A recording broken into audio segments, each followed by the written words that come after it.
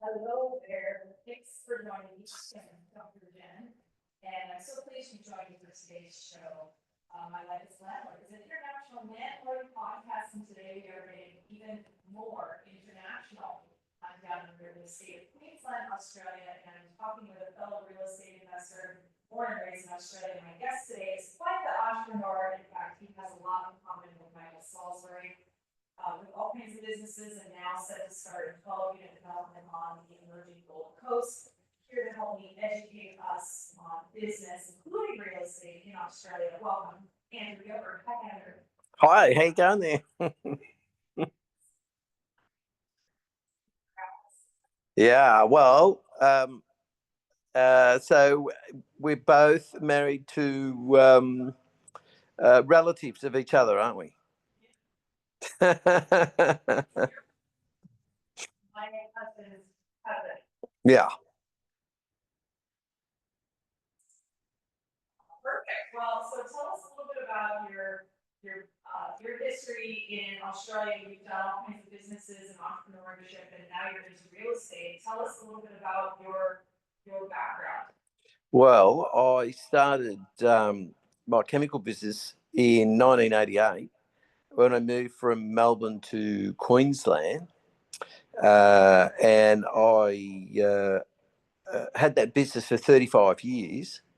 And it was certainly an interesting type of business, growing it, and then it got to a point where I felt as though look, I'd had enough of that. I wanted to try some different things in life. I didn't want to just do one thing for my whole life in as far as business goes. And then along the way, as a consequence of the business needing special buildings with flammable stores and licensed drains, as such, got into real estate and started to acquire industrial premises, and then kind of just wanted to keep doing that, because once you start, it's hard to kind of stop. And I always liked, along the 35 years with the chemical business, I always liked to do property investments as well, because I think they were more, look, they kind of go together, because the chemical business would help fund the property business and made it a lot easier to borrow the money with dual incomes, so to speak. Very cool. Very cool. You and I've been hanging out for the last few weeks, and we're going to hang out some more. And along the way, we are comparing notes between U.S., Canada, and Australia. And there's a lot of interesting names for things. And some of the names translate into U.S. and Canadian, similarities. Some of them don't. One of the ones I wanted to ask you about was something called franking credits. That's a cool name. What's franking credits?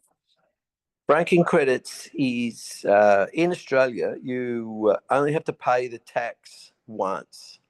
So if you have a business and let's say you weren't taking any wages out of the business would pay the company tax rate, which at the moment I think is 25%. And then that if that $1 that the business has paid, if you later want to take that $1 out of your business and pay it to yourself as a dividend or a wage, whatever the case may be, that $1's already been paid.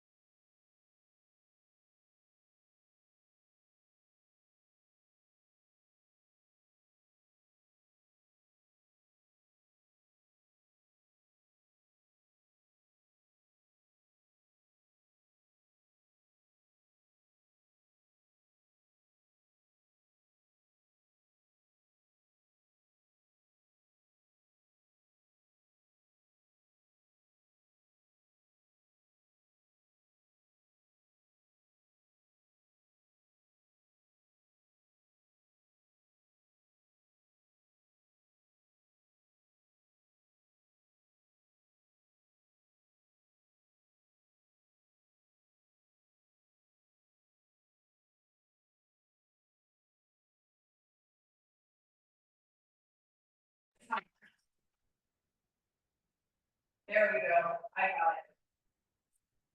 Fantastic. Okay. Franking credits. Interesting. We don't have that in US.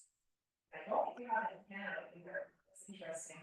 So another interesting label I heard was you call something that in the US is known as an association. In Canada it's a strata. But here it's called body corporate. Very interesting label. Okay, so let's talk about something else that's interesting. Active assets. That sounds like something that we should have in the US, but what's the label of an active asset here? Well, active asset is the business that you own that you work in. That's your active asset. And then say if it gets taxed differently than a non-active asset. So one example is if the business that you own, let's say it's a florist and you work in the florist, and then that's your active asset. But the building, let's say you own the building as well.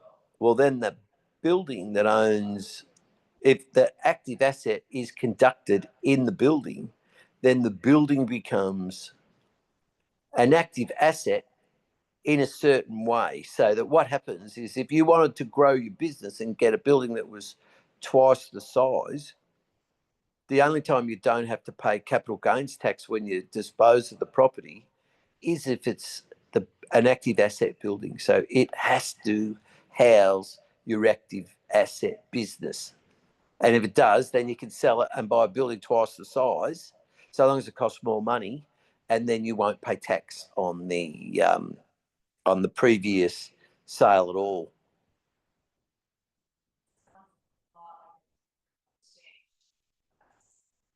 Except more limited. It's the 1031 exchange sounds limited.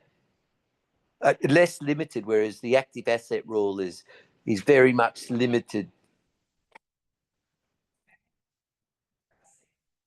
So let's talk about something called land tax, which for me, as a US and Canadian real estate owner, I'm all about changing that is property taxes. But here you call rates property, right? So what are the land taxes? Yeah. Property taxes and land taxes. Yeah, well, rates, what you call property tax rates, services for your water and your bins getting emptied and various other services provided to the property by the local government. And land tax is just in Queensland, it's on any property other than your house, and it's only the land content value. So, and it starts at $600,000 in Queensland. So if your second property that you own is worth $599, then you don't pay any.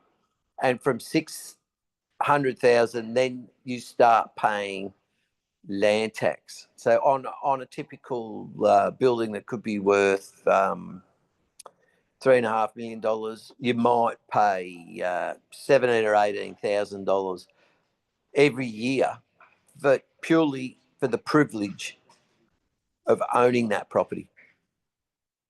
And you pay it on every property that's worth more than the 600,000.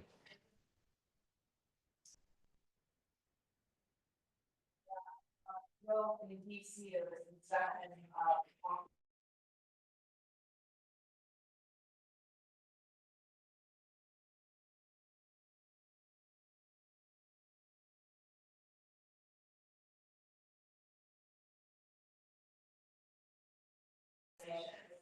and it was really frustrating.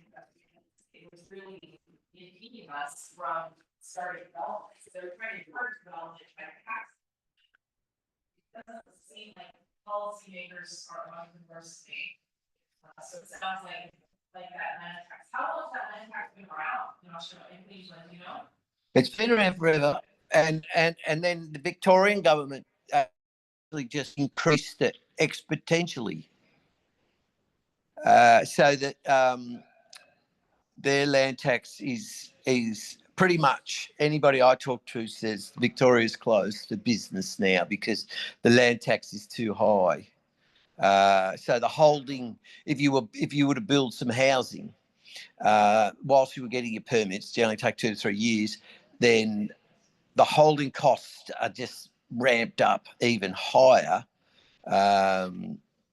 So that it's just more difficult for anybody to do business. So, the people that already have the property as for their active asset, then obviously they're just stuck with it because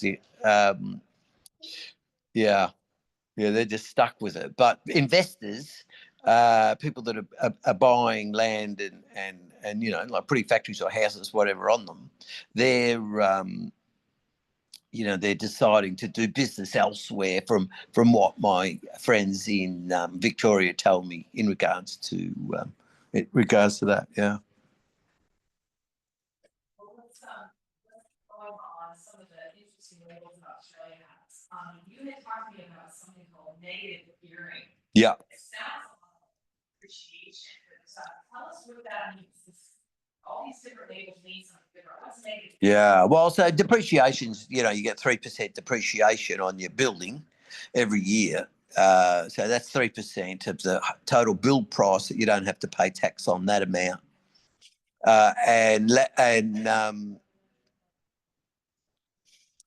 Negative gearing is the deduction for the same again. You don't pay tax on the amount of interest that you paid for that year. So if you had a $1 million loan, you paid 100 grand at 100,000 in interest. Well, that first 100,000, along with the depreciation, one will add to the other, and then you don't pay. That comes off your taxable income for your company and personally as well. So if a mum and dad investor had one house, then if their interest was 10 grand, then that comes. They don't. If they earn 100 grand a year, well, they're only paying tax on 90. So and they've talked about getting rid of it because they feel as though it's too generous of a tax break. But I think they've tried it before, and then people just stop investing in houses, and then the people that rent don't have anywhere to live. So, as you know, in all the countries, the housing has got way too expensive. So they're trying to do things to reduce the cost,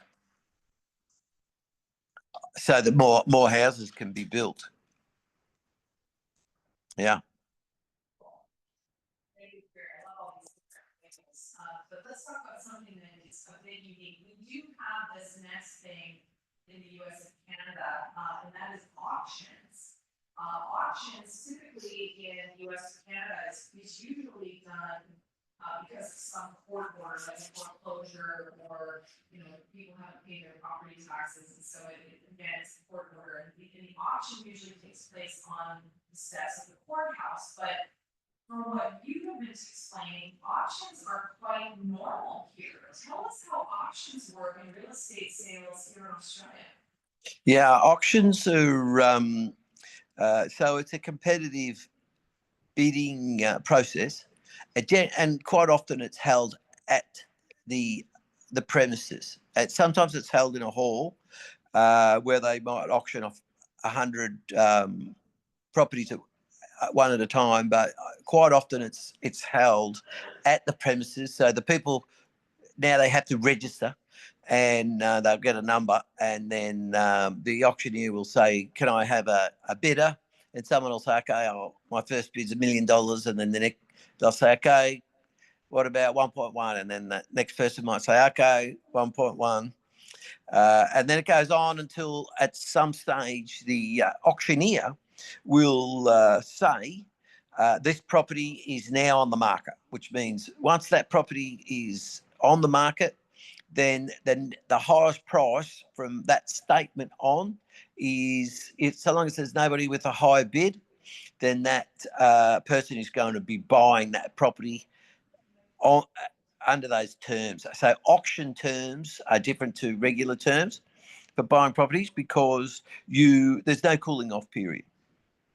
So you have to you have to do your research, and quite often pest and various other inspections that needed to be done would be presented to you before you went to the auction. So you would have open houses and you'd have a look through the property, and then if you decided that you might like to bid on it, be there on the day and bid on it, then you would, and then that process would happen until they've absolutely exhausted everybody in the crowd, and the real estate agents will go around and find the active bidders and try to encourage them to put in another bid to beat the other person. And then if you are let's say sometimes the property at an auction gets what they call handed in. It didn't reach the seller's expectation. So then the person with the highest bid has the right to carry on the negotiation with the seller. So they might say, okay, they might say to the seller, no, that's my highest bid. I'm not going any higher. Or they can, in fact, even withdraw their bid completely. They can say, oh, no, I withdraw my bid. You didn't take it whilst the auction was on, so now I withdraw it. And if you want to talk to me about me purchasing this property, then I won't be talking at this price point. At that stage, then they can go to the person who had the second highest bid and give them the same option if you release your option for being the highest bidder, even if you didn't purchase the property. So the auctions, they often you can feel as though you can do well, but if there aren't a couple of active bidders, then it might backfire, and you might look as though there's nobody really wants the property, and so it could work in reverse. And sometimes I felt as though often they struggle to get the right price for a property with an auction. And recently I went to an auction and two people wanted the property incredibly badly, and in my opinion they paid about 40% too much for it, over the odds, when because ultimately a house is worth the price of the land plus the price of the building on it. In this case, it was near new, so those prices were very easy to work out. So it can turn into a fantastic thing for the vendor.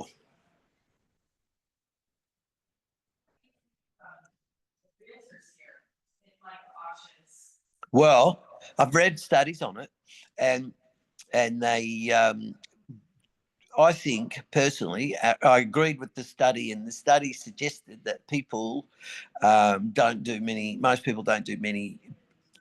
property transactions in their lifetime, so they're a bit green.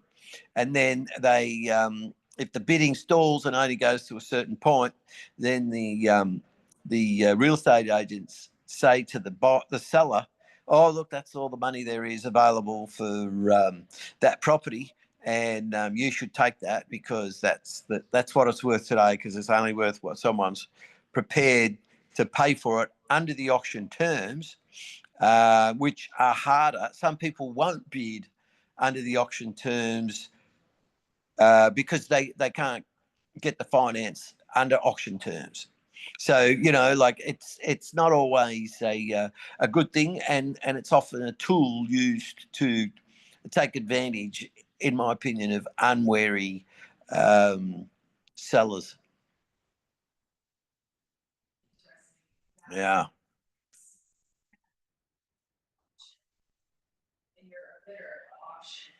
You have to have some cash in hand, right? Some kind of certified funds, 5% or 10%, whatever they say. And then you only have so many days to close, and that's it. Like there's no, like you said, cooling off period. There's no, hey, I found this, so I want out. Once you are bidding, you want to bid. That's it, right? That's right. So if you would need to have a loan pre-approved up to a certain point, and then you could bid up to that point. But after that, if you didn't have that amount of money and on settlement day you couldn't quite settle, then you would, that would be a separate negotiation. Well, they could, keep your deposit and then just resell the property to somebody else, or whatever the case may be. So it's pretty serious business, and not everybody. In my opinion, if you go to auction, then you cut out half the buyers, because a lot of the time, if you sell your house and you might be buying another one, then you can. It's a more relaxed situation. If you can say to the people, I'll buy your house if I can sell mine, type thing. But at an auction, you can't do that. You just have to have that money, or have that money approved, so that on the settlement date, that's usually 60 days after the auction, and quite often it's a 10% deposit. So it cuts out a lot of negotiations, and a lot of people will go to an auction and then they'll say, look, I'm interested in this property, but I'm not interested in bidding at the auction because I can't buy under auction terms. So if you don't sell it at the auction, then come and talk to me, and then we'll see if we can do a deal. So yeah, it's in my opinion, it's a very blunt tool, and I'm not sure that I like it, but sometimes it can be used to a well-versed buyer. It can actually be used in the favour. So sometimes it's good, but to the unsuspecting, I think it complicates the purchasing process and makes it more difficult.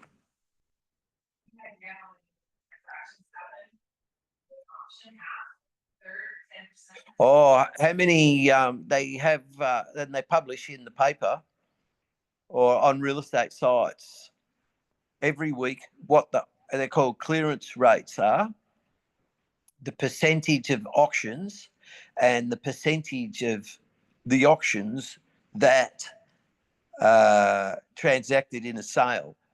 So quite often it'll be 65%. And in crazy times it'll be could be up to 85%. And then the reason I'm interested in that is because just recently on realestate.com.au I saw that the auction rate in our local area here was down to 20%, which is that's a sign that people are asking. The vendors are asking more than the purchasers are willing to pay, because the purchasers aren't going to the reserve prices, and then the vendor is doing what's called passing the property in, and then if they don't reach their target at the auction, then it will just go for sale with the price on it. So auction rates, they vary, and they're an indicator of what the real estate market is doing at any time. So they're often talked about, clearance rates. As we talk a little bit more, we talk a bit about real estate just because we're all in the same industry here, which I really appreciate and enjoying, which is what led us to record this podcast. This wasn't the original plan for the here. This is kind of a podcast, but I was so fascinated with all the different terms and how it all works here that let's jump on a podcast and talk about it. One thing that just came up right before we started recording was the definition of a wholesaling investor. So you had said, hey, a wholesaling investor, and you had a dollar amount. And I said, no, a wholesaling investor in the US and Canada is someone who gets a property under contract and then sells the contract to someone else, or they might close and then they'll close the second time with another buyer. And so either one, the wholesaling investor is an intermediary in this real estate transaction. But from what I'm hearing from you, wholesaling investor is actually defined differently here. Tell us what a wholesaler investor here is. Well, wholesale investors generally, it's a dollar amount of 2.5 million is the minimum investment in a wholesale investment. So they tend to be more advanced investment. And, lately I've seen some prospectus in wholesale investing in regards to,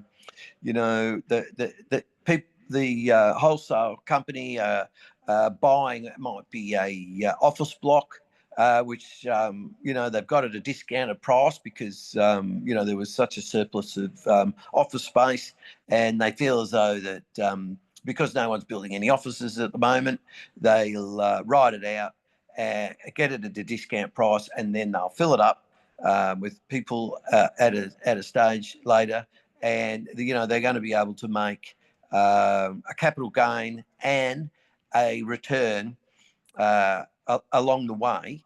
And so, but to qualify, you have to have that $2.5 million as a minimum investment. And the advantages are then, they might, the properties might be 100 million or 50 million, and there's less. There's the higher the amount of dollars, there's less players in the market. So, the purchaser could quite possibly get a better price, or they create a prospectus, and it generally looks like something that would be appealing to a wholesale investor. Whereas, so if you're in the market for a house, you were going to buy your one investment property in your life. If someone wanted to buy an investment property, a lot of people are doing that.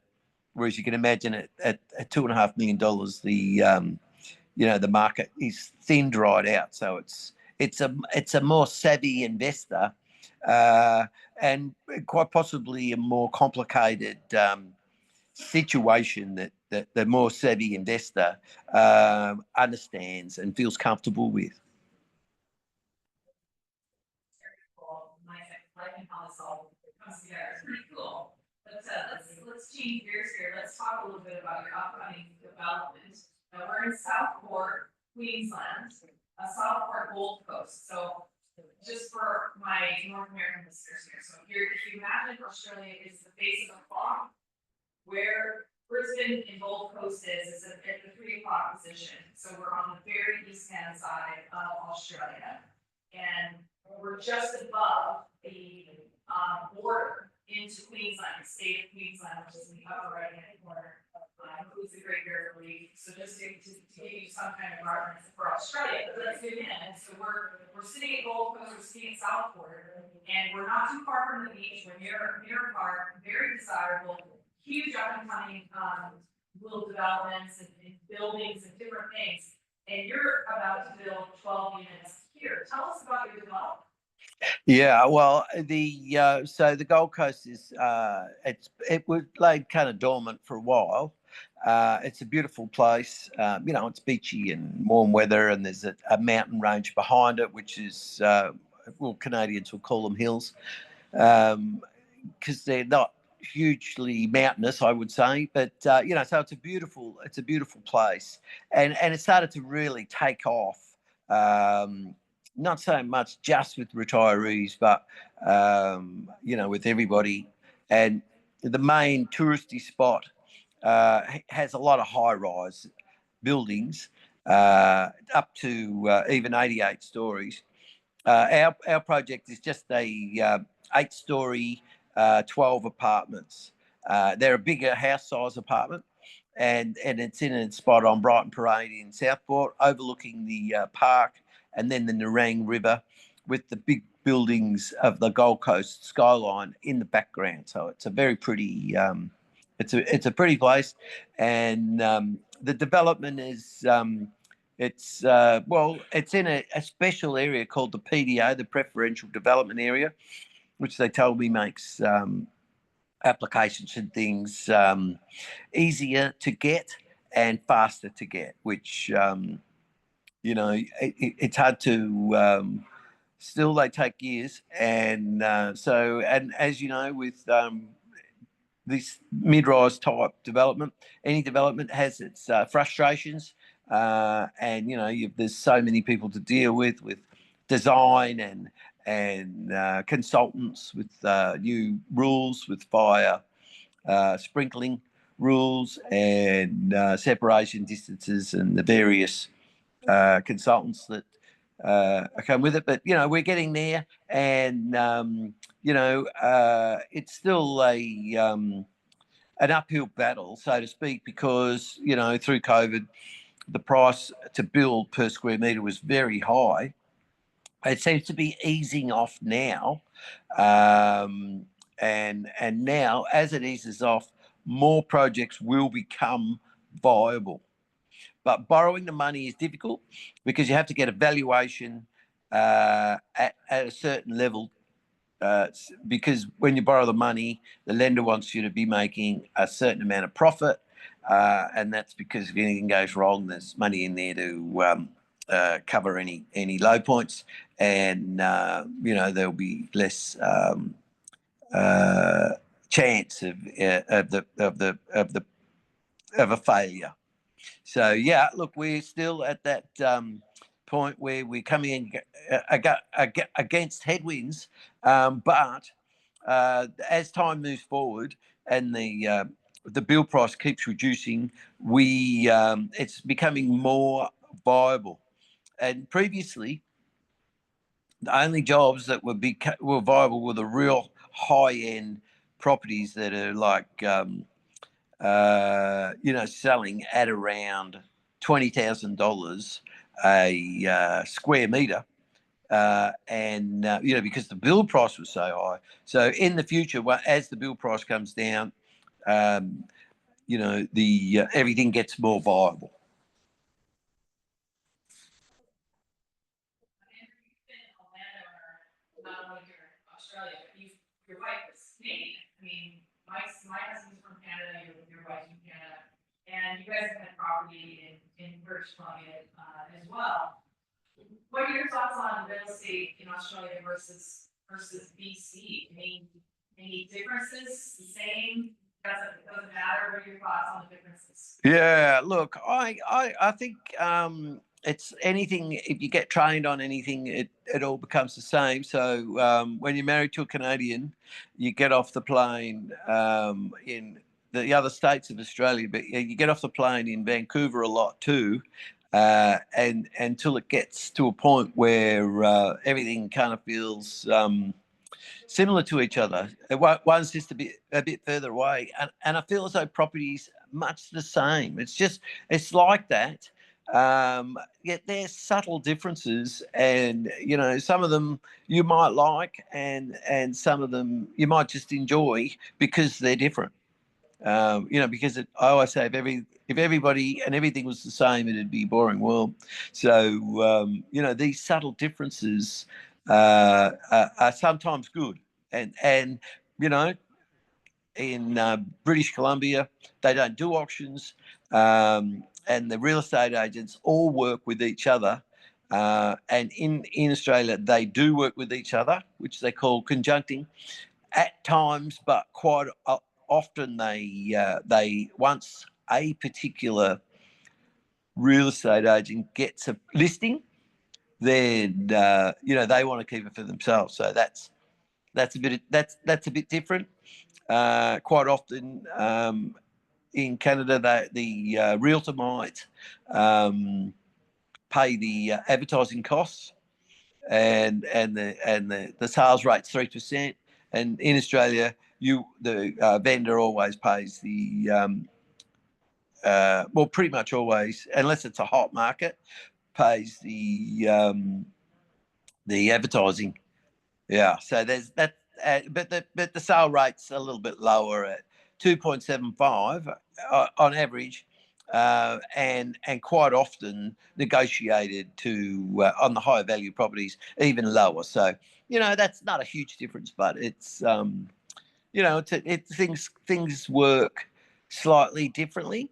And another big difference, which in the future would drag me more towards doing real estate in British Columbia,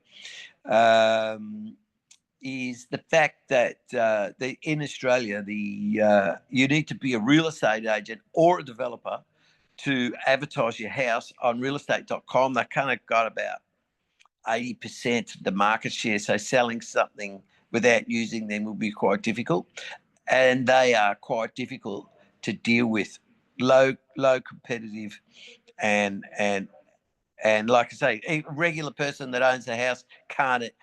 Like, you can sell it yourself, but they make it very difficult. They're kind of disregarding that. So that. Whereas in Realtor, on realtor.ca, you can list your own property. And I feel as though the Canadian way is more suited to the seller, and it makes the whole job easier for somebody that's familiar with it.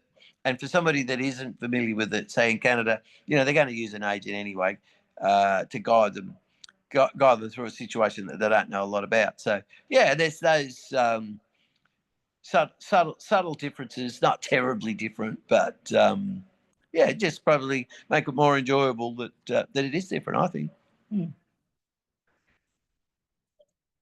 Andrew, we're just coming to the end of the show here, and I want to thank you for joining me and helping educate everybody on the differences of real estate in different places, especially here in Australia. Did we forget anything? Any parting thoughts?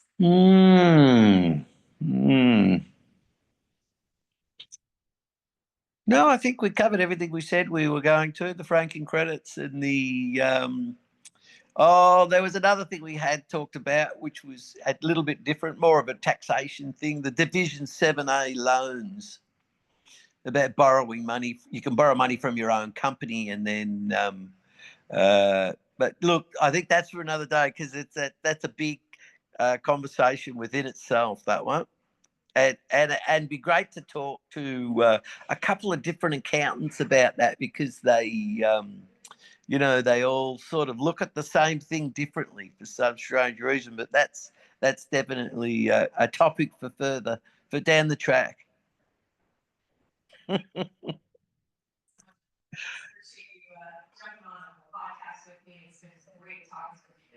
Fantastic, Jen. Nice talking to you. Thank you.